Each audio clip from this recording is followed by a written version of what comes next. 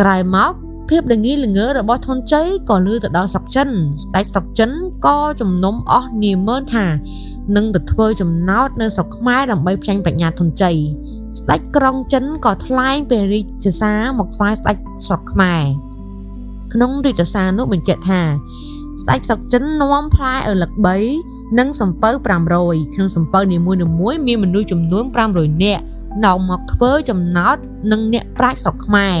បើអ្នកប្រាជ្ញស្រុកខ្មែរឆ្លើយត្រូវយើងប្រគល់សំពៅ500នឹងមនុស្សទាំងអស់បើឆ្លើយមិនត្រូវទេយើងនឹងយកស្រុកខ្មែរជាចំណោះព្រះជាជ្រាបហើយក៏ប្រាប់ធនជ័យតាមដំណើររឿងធនជ័យទូលព្រះអង្គថាសូមព្រះអង្គកុំព្រួយប្រតិយអីធានាលើទូលបង្គំចោះប៉ុន្តែក្នុងចិត្តធនជ័យភ័យណាស់ដែលអួតថាខ្លួនឯងជាអ្នកប្រាជ្ញធនជ័យរិះរោចគ្រប់មធ្យោបាយដែលត្រូវធ្វើប៉ុន្តែធនជ័យគិតអ្វីមិនយល់តតែសោះក៏និយាយតែម្នាក់ឯងថាស្អែកនេះព្រះរាជាឲ្យអញដោះប្រស្នានឹងអ្នកប្រាជ្ញចិនបើឆ្លើយមិនត្រូវទេទ្រង់នឹងសម្លាប់អញចោលជាមិនខានបើដូច្នេះអញគង់តែស្លាប់ដដែលអញមុជទឹកឲ្យស្លាប់ទៅប្រសើរជាងដល់ពេលវេលាយប់ធនជ័យមុជទឹកទាំងជ្រៅហើយអណ្ដែតខ្លួនឡើងរសាត់ឆ្ងាយទៅរហូតដល់សំពៅចិនធនជ័យស្ដាប់ឮពួកចិននិយាយគ្នាថាបើយើងធ្វើប្រស្នាផ្លែឪឡឹកនេះហើយតើយើងមានប្រស្នាអ្វីទៀតបិទផ្លែឪឡឹកមានតែ3ផ្លែមួយមានក្រប1ផ្លែមួយទៀតមានក្រប2ឯផ្លែមួយទៀតមានក្រប3ប៉ុណ្ណោះអ្នកប្រាជ្ញម្នាក់និយាយថាពេលយើងធ្វើប្រស្នានេះចប់យើងនឹងដាក់ប្រស្នាមួយទៀតគឺយកសាច់ជ្រូកមួយនាលឲ្យស្ដេចខ្មែរសោយឲ្យបាន2ឆ្នាំមិនឲ្យប្រឡាក់អំបិលមិនឲ្យធ្វើងៀតឯសាច់ក៏មិនឲ្យខូចនាយមើលម្នាក់សួរថាធ្វើដូចម្ដេចនឹងបាន2ឆ្នាំទៅអ្នកប្រាជ្ញចិនបញ្ជាក់ទៀតថាគឺនៅថ្ងៃចុងឆ្នាំនិងថ្ងៃដើមឆ្នាំយើងយកសាច់ជ្រូកមកធ្វើម្ហូបតែ2-3ថ្ងៃក៏រាប់ថា2ឆ្នាំដែរត្បិតឆ្នាំចាស់1ថ្ងៃដើមឆ្នាំថ្មី1ថ្ងៃពួកនាម៉ឺនឮដូច្នេះក៏ត្រេកអរណាស់ថាស្រុកខ្មែរប្រកាសជាធ្លាក់ក្នុងកណ្ដាប់ដៃរបស់ខ្លួនមិនខានឡើយធនជ័យឮសពគ្រប់អស់ហើយក៏ត្រឡប់ទៅផ្ទះវិញដោយចិត្តត្រេកអរលុះដល់វេលាកំណត់ពួកចិនក៏យកផ្លែឪឡឹកទាំង3ដាក់ក្នុងព្រះរាជវាំងគ្រប់ប្រស្នាដែលអ្នកប្រាជ្ញចិនសួរធនជ័យឆ្លើយបានយ៉ាងក្បោះក្បាយមិនតាក់ទើត្រង់ណាបន្តិចឡើយព្រះរាជាទ្រង់យកសំពៅទាំង500ទុកតែសំពៅមួយឲ្យនាម៉ឺននិងអ្នកប្រាជ្ញចិនជិះត្រឡប់ទៅស្រុកវិញតែប៉ុណ្ណោះចាប់ពីថ្ងៃនោះមកអ្នកប្រាជ្ញស្រុកចិនខ្លាចប្រាជ្ញាធនជ័យមិនហ៊ានមកចោទប្រស្នាទៀតឡើយប៉ុន្តែនឹកខ្មាស់ក្នុងចិត្តថាបើអត់អំពីធនជ័យទៅកាលណានឹងទៅចោទប្រស្នានៅស្រុកខ្មែរម្ដងទៀតក្រោយមកស្ដេចស្រុកខ្មែរទ្រង់ព្រះចិន្តាគិតដល់ប្រាជ្ញាធនជ័យហើយខ្លាចធនជ័យដណ្ដើមយករាជបល្ល័ង្កស្ដេចបញ្ជាឲ្យធនជ័យទៅនៅស្រុកឆ្ងាយក្បែរទន្លេធនជ័យប្រាប់អស់ប្រជារាស្ត្រដែលរស់នៅទីនោះថាត្បិតលួងមានព្រះបន្ទូលឲ្យខ្ញុំមកធ្វើជាអ្នកធំនៅក្នុងស្រុកនេះឥឡូវខ្ញុំប្រាប់អ្នករាល់គ្នាថាបើធ្វើដំណើរតាមជើងទឹកត្រូវប្រាប់ខ្ញុំជាមុនខ្ញុំនឹងកត់ថ្លៃទន្លេនិងព្រែកបើអ្នកណាមិនប្រាប់ខ្ញុំទេនោះបានសេចក្តីថាខុសខ្ញុំនឹងទារពន្ធមិនប្រណីឡើយធនជ័យចាប់ផ្ដើមធ្វើស្រែនៅកន្លែងទឹករាក់ឯកន្លែងទឹកជ្រៅធនជ័យបាចអង្កាមពេញទន្លេហាមប្រាមមិនឲ្យអ្នកណាអុំទូកឆ្លងកាត់ឡើយបើមិនដូច្នេះទេធនជ័យចាប់ឲ្យសងជាប្រាក់30ដំឡឹងចំពោះមនុស្សម្នាក់និងទូកមួយអស់រះរស់ស៊ីក្នុងទន្លេជាសំណាបនិងអង្កាមធនជ័យមិនបានក៏នាំគ្នាទៅទូលស្ដេចតាមដំណើររឿងព្រះមហាក្សត្រឆ្ងល់ព្រះតីនិងធនជ័យណាស់ហើយហៅធនជ័យមកមានព្រះបន្ទូលសួរថាអាជ័យអញឲ្យឯងទៅរស់នៅតាមទន្លេធ្វើស្រែយកស្រូវចុះហេតុអីក៏ឯងធ្វើដូច្នេះឯងលក់រះនោះធ្ងន់ធ្ងរណាស់បើឯងចង់យកឯងយកតែ1បាតបានហើយឯធនជ័យទទួលព្រះបន្ទូលហើយក៏ទៅយកបាតអំពីលោកសង្ឃហើយទៅប្រាប់អស់មនុស្សដែលចាប់លក់នោះថាត្បិតលួងមិនឲ្យយកប្រាក់30ដំឡឹងទេទ្រង់ឲ្យខ្ញុំយកតែ1បាតអំពីអស់លោកវិញប្រាប់ហើយធនជ័យយកបាតមកវាស់ប្រាក់អំពីរះអស់រះយកប្រាក់មកវាស់មិនពេញបាតក៏នាំគ្នារត់ទៅទូលស្ដេចម្ដងទៀតហើយស្ដេចមានព្រះបន្ទូលសួរធនជ័យថាអាជ័យអញឲ្យឯងយកបាតទៅវាស់ប្រាក់ពីរះកាលណា ឯធនជ័យទូលតបថាព្រះអង្គបង្កប់ទូលបង្គំឲ្យយកប្រាក់1 បាតវិញឯព្រះមហាក្សត្របញ្ជាក់ថាអញឲ្យឯងយកប្រាក់4 ស្លឹកតែគេហៅ1 បាតស្ដេចមានព្រះបន្ទូលទាំងក្រែក្រថាអាជ័យឯងនេះធ្វើឲ្យក្តៅទឹកដីអញណាស់ទុកឯងទៀតមិនបានទេទៅស្ដេចបញ្ជាពេជ្ឈឃាតឲ្យយកធនជ័យទៅសម្លាប់ក្នុងទឹកទន្លេទុកជាបំរាមពេជ្ឈឃាតក៏ចាប់ធនជ័យចងនៅកណ្ដាលទូកនៅលើទូកធនជ័យគិតក្នុងចិត្តថាអញនឹងបញ្ឆោតពេជ្ឈឃាតកុំឲ្យសម្លាប់អញបានរួចហើយក៏ងាកមកប្រាប់ពេជ្ឈឃាតថាបងប្អូនទាំងអស់គ្នាឥឡូវនេះខ្ញុំចិត្តស្លាប់ហើយខ្ញុំសូមលេងជាមួយបងប្អូនឲ្យសប្បាយម្ដងពេជ្ឈឃាតស្ដាប់ពាក្យធនជ័យហើយគិតថាទោះជាធនជ័យចង់រត់ក៏រត់មិនរួចដែរទៅពួកគេស្រាយចំណងដៃធនជ័យចេញឯធនជ័យបង្កប់ថាបើខ្ញុំថាអាជ័យធ្លាក់ទឹកអ្នកទាំងអស់គ្នាថាហើយអើអ្នកអ៊ំទឹកក៏ព្រមថាតាមធនជ័យមែនលុះមើលទៅឃើញថាសំល្មមហើយធនជ័យក៏លោតទឹកព្រមឯអ្នកកន្សៃទុកស្រែកថាអាជ័យធ្លាក់ទឹកអ្នកក្បាលទុកស្រែកថាហើយអើធនជ័យប្រឹងមុជទឹកទៅដល់ត្រើយមកខាងហើយចូលទៅជួបលោកគ្រូសង្ឃរាជក្នុងកុដិយកស្បង់ជីវរស្លៀកហើយបួសជាព្រះសង្ឃយ៉ាងស្ងៀមស្ងាត់អស់អ្នកអ៊ំទុកដឹងថាធនជ័យលោតទឹកទៅហើយក៏បន្ទោសគ្នាទៅវិញទៅមកហើយវើទៅទូលស្ដេចថាសូមទានចិត្តបិទធនជ័យខឹងចិត្តលោតទឹកទាំងចំណងលិចបាត់មិនឃើញអណ្ដែតមកវិញឡើយព្រះមហាក្សត្រសម្ដាប់ហើយក៏ហីទៅលុះដល់យូរបន្តិចទៅក៏លឺដំណឹងទៅដល់ស្រុកចិនថាអ្នកប្រាជ្ញស្រុកខ្មែរឥឡូវនេះស្លាប់បាត់ទៅហើយស្ដេចស្រុកចិនបញ្ជាឲ្យអាចារ្យ4 នាក់ទៅចោទធាតុវាសនានៅស្រុកខ្មែរហើយផ្ញើរាជសារមកថ្វាយស្ដេចខ្មែរក្នុងសារនោះមានសេចក្តីថាព្រះរាជសារមេត្រីអំពីស្ដេចក្រុងចិនថ្វាយមកស្ដេចស្រុកខ្មែរសូមជ្រាបត្បិតឮដំណឹងថាស្រុកខ្មែរមានឈ្មោះធនជ័យជាអ្នកប្រាជ្ញធំឥឡូវនេះយើងប្រើអ្នកប្រាជ្ញស្រុកយើងឲ្យមកចោទជាប្រស្នាភ្នាល់គ្នាឲ្យអ្នកប្រាជ្ញនគរណាចាញ់នឹងយកនគរនោះជាចំណោះពេលព្រះរាជាជ្រាបហើយក៏ស្ដាយធនជ័យពន់ពេកនិយាយពីលោកសង្ឃជ័យវិញគិតថាអាត្មាអញនឹងទៅបិណ្ឌបាតនៅរាជវាំងម្ដងតើព្រះអង្គនឹងស្គាល់អាត្មាអញដែរឬទេលោកជ័យគិតដូច្នេះហើយក៏ខ្លុំជីវរស្ពាយបាតនិមន្តទៅរាជវាំងជាមួយនឹងលោកសង្ឃឯទៀតលុះព្រះរាជាដាក់បាតព្រះសង្ឃមុនផុតហើយលោកជ័យនៅក្រោយគេក៏និមន្តមកដល់ព្រះមហាក្សត្រទតឃើញធនជ័យក៏មានបន្ទូលថាមើលទៅមុខលោកដូចជាមុខអាជ័យឯលោកជ័យទូលថាជ័យហើយថាមិនជ័យហើយក៏និមន្តហួរទៅស្ដេចមានព្រះតម្រិះយល់ឃើញថាធនជ័យមិនតស្លាប់ទេក៏បញ្ជាអាមាត្យទៅរកធនជ័យនៅឯវត្តអាមាត្យស្វែងរកធនជ័យជាច្រើនវត្តរហូតទៅដល់វត្តមួយក៏ឃើញធនជ័យបួសជាសង្ឃក៏ចូលនិមន្តលោកជ័យទៅជួបស្ដេចទតឃើញធនជ័យក៏ត្រេកអរហើយមានព្រះបន្ទូលសួរថាតើលោកជ័យអន់ចិត្តនឹងខ្ញុំព្រះករុណាដែរឬទេលោកជ័យថ្វាយព្រះពោលថាទេទៅទ្រង់បន្តទៀតថាត្បិតមានអាចារ្យមកពីស្រុកចិនគេមកចោទប្រស្នានគរយើងនេះតើព្រះអេចគុណគិតយ៉ាងណាដែរលោកជ័យថ្វាយព្រះពោលថាអាត្មាដោះថ្វាយជូនបានសូមព្រះអង្គទុកប្រតិចោះអាត្មាភាពនឹងសឹកនៅថ្ងៃនេះលោកជ័យនិមន្តទៅវត្តហើយស្លៀកសំពត់អាវក្រវ៉ាត់ក្រមាហើយត្រឡប់មកក៏ស្ដេចទតឃើញមានព្រះបន្ទូលថាបណ្ឌិតជ័យមើលទៅស្អាតណាស់សមជាបណ្ឌិតអ្នកប្រាជ្ញស្រុកខ្មែរមែន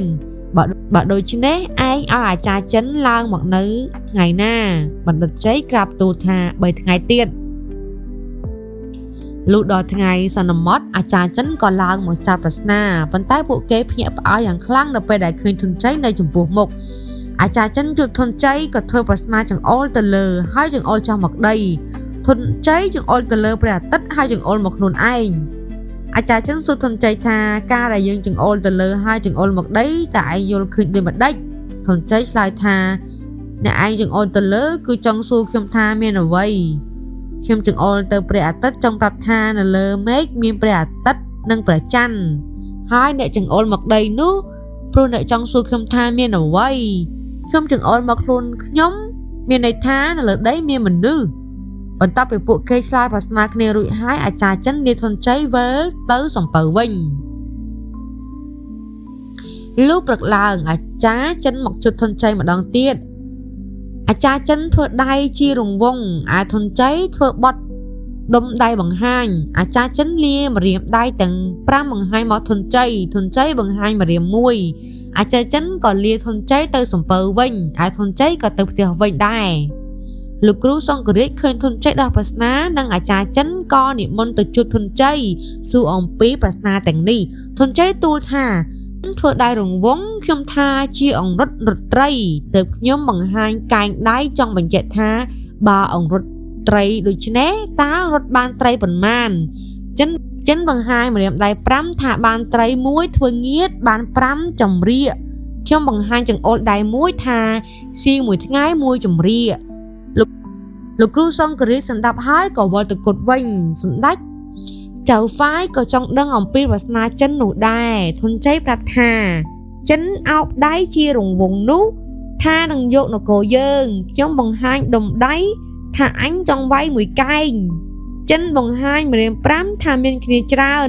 ខ្ញុំបង្ហាញចង្អុលដៃ1ថាអញមានតែម្នាក់មិនខ្លាចទេលោកចៅហ្វាយលើដូច្នេះហើយក៏វិលទៅវិញឯព្រះមហាក្សត្រក៏ចង់ដឹងពីប្រស្នានេះដែរធនជ័យទូលព្រះអង្គថាចិនអោបដៃសួរថាក្នុងទ្វីបទាំង5នេះមានអ្វីខ្លះទូលព្រះបង្គំបាត់ដុំដៃចង់ប្រាប់គេថាមានព្រះសន្និកណ្ដាលទៅចិនបង្ហាញម្រាមទាំង5ដណ្ដឹងថាព្រះពុទ្ធ5អង្គបានត្រាស់ក្នុងកាប់យើងនេះទៅទូលបង្គំបង្ហាញម្រាមដៃ1ប្រាប់ថានៅមួយអង្គទៀតមិនទាន់បានត្រាស់នៅឡើយប្រស្នានេះគឺដូច្នេះឯងសូមទ្រង់ជ្រាបលោកគ្រូសង្ឃរាជនិងសម្ដេចចៅហ្វាយទៅជួបនឹងព្រះមហាក្សត្រនិយាយតាមដំណើរដែលធនជ័យឆ្លើយប្រាប់នោះឃើញថាចម្លើយខុសគ្នាទាំងអស់មិនប្រកាសថាជាប្រស្នាអ្វីឡើយស្ដេចនឹងនាម៉ឺនរឹតតែខ្លាចបញ្ញាធនជ័យធ្វើឡើងធនជ័យទៅដល់ផ្ទះយកទឹកខ្មៅដាក់ក្តារ4ជ្រុងក្រោមក្រដាសសនិងកំពីហើយយកក្តាមជ្រលក់ទឹកខ្មៅឲ្យវាលើក្រដាសឯទឹកខ្មៅដែលជាប់នឹងជើងក្តាមបានដិតជាប់នឹងក្រដាសសហើយយកក្រដាសទៅហាលថ្ងៃលុះធ្វើដូច្នេះបានច្រើនថ្ងៃក៏យកកំពីមកក្រុមទុកទៅឲ្យកូនក្មេងមកអង្គុយជាច្រើនហើយយកក្រដាសឲ្យក្មេងៗទន្ទិញផ្ដេសផ្ដាសឲ្យលឺដូចគេរៀនអក្សរសាស្ត្រដល់ព្រឹកឡើងអាចារ្យចិនចោះពីសំពៅមកផ្ទះធនជ័យប្រឹងនឹងចាប់ប្រស្នាទៀតធនជ័យឃើញអាចារ្យមកដល់ហើយក៏ដើរទៅទទួលចាប់ដៃចូលមកអង្គុយលើកៅអីហើយយកទឹកតែមកឲ្យអាចារ្យផឹកឯក្មេងៗទាំងនោះរៀនអក្សរឮកងរំពងស្ដាប់ភាសាគ្នាមិនបានអាចារ្យចិនក៏ដើរមកមើលមិនស្គាល់ថាជាអក្សរអ្វីធនជ័យសួរអាចារ្យចិនថាលោកអាចារ្យស្គាល់អក្សរនេះទេអាចារ្យចិនឆ្លើយថាទេទើបធនជ័យប្រាប់ថានេះគេហៅថាមីងឆ្វេងជាអក្សរព្រាហ្មណ៍ចាំបើមិនស្គាល់ឆ្លើយប្រស្នានឹងគ្នាមិនបានទេអ្នកឯងចាញ់ខ្ញុំនឹងអក្សរនេះហើយអាចារ្យចិនក៏យល់ស្របធនជ័យប្រមានអាចារ្យចិនថាបើចាញ់ហើយខ្ញុំយកតែរបស់និងសំពៅទាំង4ឯសំពៅមួយទៀតខ្ញុំឲ្យជីត្រឡប់ទៅស្រុកវិញចំណែកនគរខ្ញុំថ្វាយស្ដេចក្រុងចិនវិញចោះតែចាប់ពីថ្ងៃនេះទៅបើឮឈ្មោះធនជ័យត្រូវតែខ្លាចធនជ័យកាបើបានរបស់អំពីសំពៅទាំងនោះហើយក៏ឲ្យគេជញ្ជូនរបស់ទៅថ្វាយស្ដេចទាំងអស់មិនបានយកជារបស់ផ្ទាល់ខ្លួនឡើយព្រះមហាក្សត្របានដំណឹងថាធនជ័យឈ្នះប្រស្នាអាចារ្យចិនដូច្នេះហើយក៏ត្រេកអរពន់ពេកហើយទ្រង់មានព្រះបន្ទូលនឹងធនជ័យថាឲ្យរើសស្រីក្នុងវាំងធ្វើជាប្រពន្ធធនជ័យក្រាបទូលស្ដេចថាទូលព្រះបង្គំមិនចង់បានប្រពន្ធនៅទីនេះទេឈ្មោះសុទ្ធតែញីស្ដេចទ្រង់សម្ដាប់ហើយក៏មានព្រះបន្ទូលថាឯណាទៅឈ្មោះស្រីនោះទើបធនជ័យទូលព្រះអង្គថាទូលបង្គំនឹងទៅរកស្រីនោះតែសូមព្រះអង្គប្រទានសម្ពត់ហូល ព្រះឲ្យច្រើនឹងទៅរកស្រីនោះឲ្យឃើញស្ដេចទ្រង់សម្ដាប់ហើយក៏ព្រះរាជទានតាមសម្ដីធនជ័យលុះធនជ័យធ្វើដំណើរទៅដល់ភូមិមួយក៏ប្រទះនឹងនាងសួស្ដីធនជ័យសួរនាងថាសុំទោសនៅទីនេះតើមានស្រីដែរឬទេនាងសួស្ដីស្ដាប់ហើយសួរវិញថាចុះស្រុកអ្នកឯងវិញមានប្រុសដែរឬទេធនជ័យស្ដាប់ហើយក៏ថានេះហើយជាស្រីទើបធនជ័យប្រាប់ថាឯស្រុកខ្ញុំក៏មានប្រុសដែរតែនាងដឹងដោយរបៀបណានាងឆ្លើយថាខ្ញុំដឹងព្រោះប្រុសនោះឈ្មោះជ័យច្រើនជាងអ្នកធំជ័យឈ្នះអស់សត្រូវបានជាហៅថាប្រុសចុះអ្នកវិញស្គាល់ស្រីដោយរបៀបណាធនជ័យឆ្លើយថាខ្ញុំស្គាល់ត្បិតស្រីនោះឈ្មោះសួស្ដីនឹងយកឈ្នះគ្មានគូប្រៀបរួចពីនោះពួកគេក៏សាកសួរអំពីប្រវត្តិគ្នាទៅវិញទៅមកឯធនជ័យបានដឹងថានាងសួស្ដីគ្មានប្តីដូច្នេះក៏ស្រាយសំពីឲ្យម្ដាយឪពុកនាងសួស្ដីបានឃើញម្ដាយឪពុកនាងសួស្ដីឃើញហូលប្រែក៏ដើរមកមើលហើយសួរថាអ្នកកូនយកសម្ពុតនេះទៅណាធនជ័យជៀបថាខ្ញុំមករកប្រពន្ធបើលោកទាំងពីរមេត្តាខ្ញុំនឹងនៅបម្រើជាកូនក្នុងផ្ទះនេះខ្ញុំដងទឹកកាប់អស់បុកស្រូវខ្ញុំមិនខ្ជិលច្រអូសឡើយឪពុកម្ដាយសួស្ដីនិយាយគ្នាថាអ្នកកំឡោះនេះចង់បានកូនយើងហើយមើលទៅឃើញថាគេជាកូនអ្នកមានពូជអម្បូរល្អណាស់ម្ដាយឪពុកសួស្ដីក៏បញ្ជាក់ទៀតថាតើឯងចង់បានកូនខ្ញុំមែនឬទេទើបធនជ័យជម្រាបថាក្នុងចិត្តខ្ញុំបាទចង់បាននាងណាស់ឯម្ដាយឪពុកនាងសួស្ដីថាយើងឲ្យឯងហើយចូលឯងទៅរកមេអណ្ដើកមកធនជ័យលើកដូចនេះហើយក៏ទៅរកអ្នកស្រុកភូមិធ្វើជាមេអណ្ដើកមកដណ្ដឹងនាងសួស្ដីមេក្មេងចាស់ជាច្រើនកាន់គ្រឿងបណ្ណាការឡើងទៅលើផ្ទះបំពាក់ចិញ្ចៀនកូនក្រមុំនិងកំណត់ថ្ងៃរៀបការបន្ទាប់ពីធនជ័យបានរៀបការជាមួយនាងសួស្ដីហើយធនជ័យក៏ធ្វើជាលាប្រពន្ធនឹងឪពុកម្ដាយក្មេកទៅទារប្រាក់ដែរនាម៉ឺនចំពាក់ធនជ័យទៅដល់សាលាជួបជុំអស់នាម៉ឺនធំតូចនិយាយថាអស់លោកហ៊ានភ្នាល់នឹងខ្ញុំទេខ្ញុំអាចប្រើស្ដេចបានអស់នាម៉ឺនឆ្លើយថាបើឯងប្រើស្ដេចបានមែនអញនឹងឲ្យប្រាក់ឯងចោះពួកនាម៉ឺនក៏យករឿងនេះទៅទូលស្ដេចព្រះមហាក្សត្រខ្ញាល់នឹងធនជ័យមាក់ងាយនេះណាក៏ហៅធនជ័យមកមានព្រះបន្ទូលសួរថាអាជ័យឯងនិយាយថាប្រាអញមែនទេធនជ័យទូលថាព្រះករណាវិសេសប្រើមិនទាន់បានទេលុះតែព្រះអង្គបែរព្រះភ័ក្ត្រទៅក្រោយសិនក្រាបទូលស្ដេចទ្រង់សម្ដាប់ហើយក៏បែរព្រះភ័ក្ត្រទៅក្រោយមែនធនជ័យទូលព្រះអង្គថានេះហើយហៅថាប្រើសូមទ្រង់ជ្រាបស្ដេចសម្ដាប់ហើយក៏មានព្រះតីខ្ញាល់នឹងធនជ័យណាស់ឯធនជ័យក៏ទៅទារប្រាក់ពីនាម៉ឺនទាំងអស់នោះយកទៅឲ្យប្រពន្ធអស់នាម៉ឺនខឹងនឹងធនជ័យពេកក៏ញុះញង់ស្ដេចបណ្ដេញធនជ័យឲ្យចោះសំពៅទៅស្រុកចិនត្បិតស្រុកនោះធំហើយពួកគេស្អប់វាណាស់គេនឹងសម្លាប់វាចោលព្រះមហាក្សត្រស្ដាប់ហើយក៏ហៅធនជ័យមកប្រាប់ថាអាជ័យយើងឲ្យឯងទៅនៅស្រុកចិនត្បិតស្រុកនោះធំណាស់ឯងនៅស្រុកខ្មែរទៀតមិនបានទេធនជ័យក៏ទៅនៅស្រុកចិនតាមព្រះបន្ទូលស្ដេចការធនជ័យជិះសំពៅទៅដល់ស្រុកចិនហើយក៏ផ្ដាំអស់នូវសំពៅដែលវិលមកស្រុកខ្មែរវិញថាសូមផ្ដាំទៅប្រពន្ធខ្ញុំផងខ្ញុំនឹងវិលទៅវិញបន្ទាប់ពី7ខែក្រោយនៅស្រុកចិនធនជ័យបានទៅធ្វើការស៊ីឈ្នួលឲ្យនាម៉ឺនធំម្នាក់លុះធនជ័យសន្សំបានប្រាក់ច្រើនហើយក៏ទិញអង្កររួចធ្វើនំបញ្ចុកលក់ឲ្យពួកចិនហូបកាលនោះស្រុកចិនមិនទាន់ចេះធ្វើនំនេះទេដល់ឃើញធនជ័យធ្វើដូច្នេះក៏បបួលគ្នាមកទិញនំពិសាអបមកពួកគេនិយាយគ្នាថាអ្នកនេះធ្វើនំឆ្ងាញ់ណាស់ការលក់នំឆ្ងាញ់បែបនេះក៏និយាយតគ្នាបានល្បីទៅដល់ស្ដេចក្រុងចិនទ្រង់ក៏ឲ្យសេនាហៅធនជ័យមកមានព្រះបន្ទូលថានំឯងអីក៏វែងម្លេះ